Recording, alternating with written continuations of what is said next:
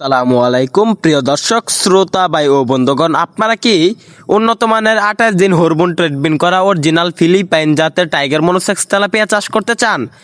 মাত্র 5 থেকে 6 মাসে 1 কেজি ওজন আসবে। তার জন্য এরকম ভালো মানের মাছের পোনা সংগ্রহ করতে হবে।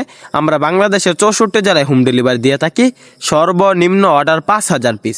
তো চাষি ভাইরা, মনোসেক্স তেলাপিয়া কিভাবে চাষ করবেন, শতাংশে কত পিস করে চাষ করবেন এবং কি খাবার খায়। তো চাষি ভাইরা, মনোসেক্স তেলাপিয়া চাষের মূল কারণ হলো এই মাছগুলা অতি তাড়াতাড়ি গ্রোথ আসে এবং বাজারে ভালো মূল্য পাওয়া যায়। এই মাছগুলা কোনো বাচ্চা দেয় না, তাই ভালো একটা ফলন আসে।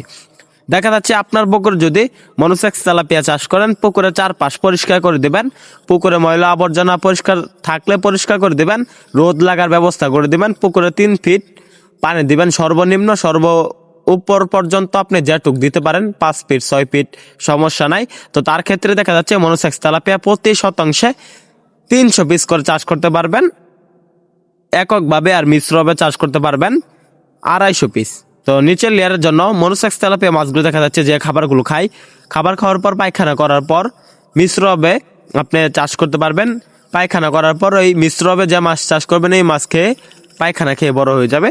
যেমন দেশি ট্যাংরা, দেশি গুলশা, দেশি শিং, দেশি মাগুর, এগুলা মিশ্রভাবে চাষ করতে পারবেন, ভালো একটা ফলন আসবে। তো চাষি ভাইরা, মনোসেক্স তেলাপিয়া দেখা যাচ্ছে অল্প দিনে বাজারে বিক্রি করা যায়।